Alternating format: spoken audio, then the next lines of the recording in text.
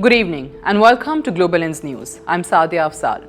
In a world constantly distracted by Ukraine, Gaza, Taiwan, and the latest political drama in Washington, one of the deadliest wars on earth has been unfolding almost silently. Not in Europe, not in the Middle East, but in Sudan. A country many people outside Africa rarely think about. And yet today, Sudan is facing one of the worst humanitarian disasters of the modern era. Millions displaced, entire cities destroyed, famine spreading, drone strikes killing civilians, children growing up surrounded by war. And perhaps the most tragic part of all this is that Sudan's collapse did not happen overnight. This war was building for decades. To understand what's happening in Sudan right now, you first have to understand the country itself. Sudan has always been strategically important. It sits between North Africa, the Horn of Africa, the Red Sea, and the Arab world. It has gold, agricultural land, oil routes, access to major trade corridors, which means powerful countries have always viewed Sudan not just as a nation, but as a geopolitical prize.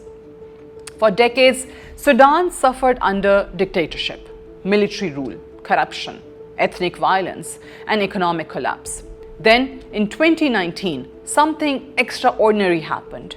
After months of mass protests, Sudanese civilians managed to overthrow long-time ruler Omar al-Bashir. People celebrated in the streets. The world praised Sudan's democratic movement. Young Sudanese believed a new future was finally possible. But behind the scenes, the military never truly gave up power. And that's where the seeds of today's war were planted. Two men emerged as the most powerful figures in Sudan. General Abdel Fattah al-Burhan, leader of the Sudanese armed forces, the official military, and Mohammed Hamdan Dagalo, better known as Hemedti, leader of the Rapid Support Forces or RSF. Now, the RSF was not an ordinary military group. It evolved from the Janjaweed militias that became infamous during the Darfur conflict in the 2000s. These militias were accused of horrific atrocities, ethnic killings, and war crimes. Yet, over time, instead of being dismantled, they became richer, stronger, and more politically powerful. Especially because the RSF controlled gold mines and built international financial connections. For a while, Burhan and Hemedti worked together. Together, they helped remove Bashir. Together, they sidelined civilian politicians.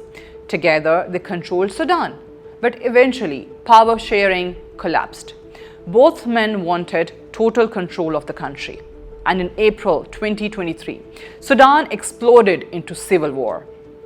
Fighting began in the capital Khartoum. Within days, airports, government buildings, military bases, and residential neighborhoods turned into battle zones. Families hid inside homes without electricity or water. Hospitals collapsed. Bodies remained in the streets. What many expected to be a short power struggle quickly became a national catastrophe. Now, as of May 2026, Sudan has entered its fourth year of war, and there is still no real end in sight. Today, the country is effectively divided. The Sudanese Armed Forces, or SAF, control much of central and eastern Sudan, including large parts of Khartoum after major offensives.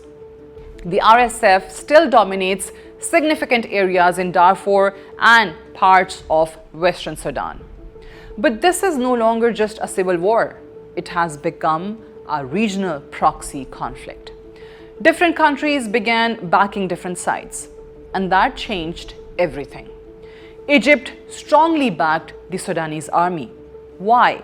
Because Egypt sees stability in Sudan as critical for its own national security, especially regarding the Nile River and border security.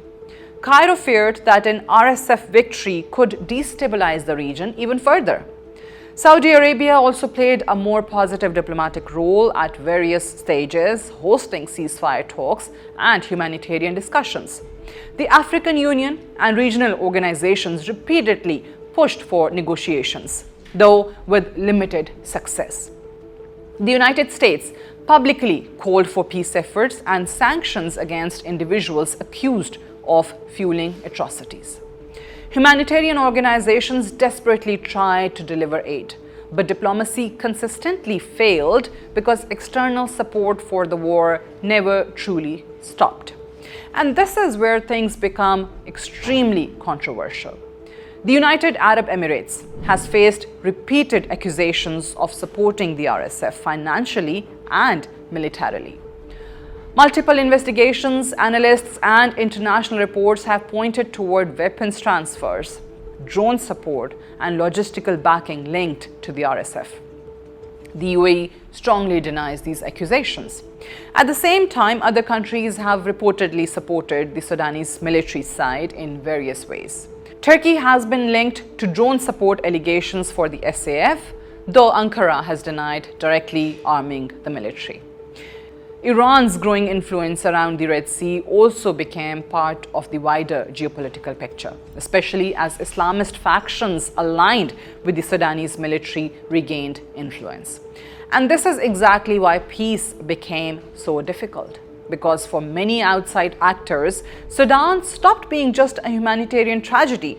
It became a battlefield for influence, control over ports, gold, trade routes, regional leverage.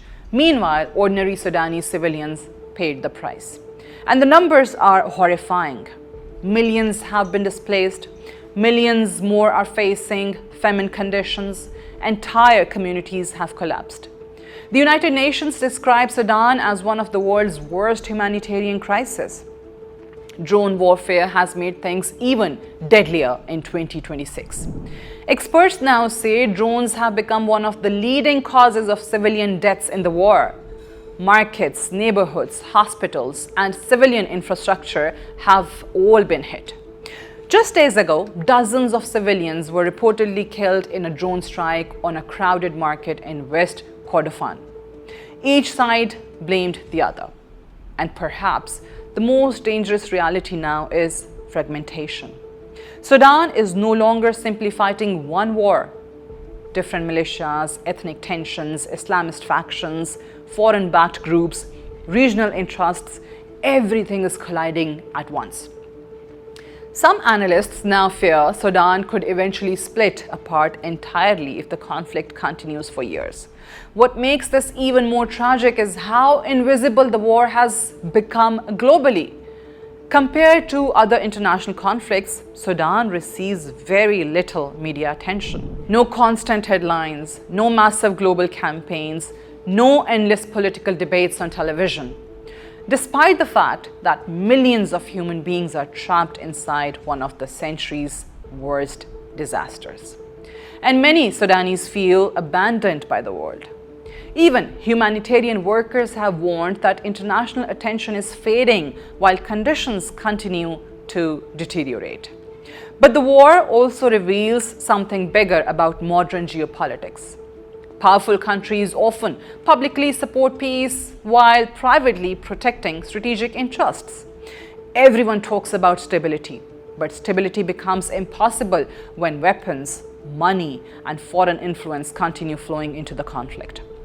As one recent analysis argued, diplomacy without stopping the arms pipeline only prolongs the war. And that may be the central tragedy of Sudan. There are countless peace conferences, statements, negotiations, summits, but very little accountability. Meanwhile, an entire generation of Sudanese children is growing up surrounded by hunger, displacement, and violence. And yet, despite everything, Sudanese civilians continue surviving in extraordinary ways.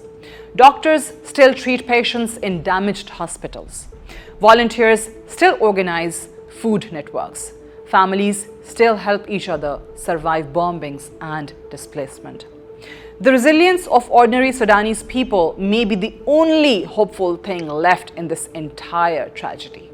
Because politically, militarily, and diplomatically, Sudan remains trapped. Neither side has achieved decisive victory. Neither side appears ready to surrender. And foreign powers still view Sudan through the lens of influence, rather than humanity. So where does this go next? Honestly, nobody knows. Some fear full state collapse. Others fear permanent partition. Others believe the war could drag on for many more years like Libya or Syria. But one thing is already certain. Sudan is no longer just an African crisis. It is a warning. A warning about what happens when military power destroys democratic transitions. A warning about foreign interference. A warning about proxy wars fueled by money and strategic interests. And perhaps most importantly, a warning about what happens when the world stops paying attention. Because while global audiences scroll endlessly through entertainment, politics, and viral trends, an entire country is slowly being destroyed in silence. And history has shown something again and again. The wars the world ignores often become the most devastating of all. This is Sadia Afzal for Global Ins News.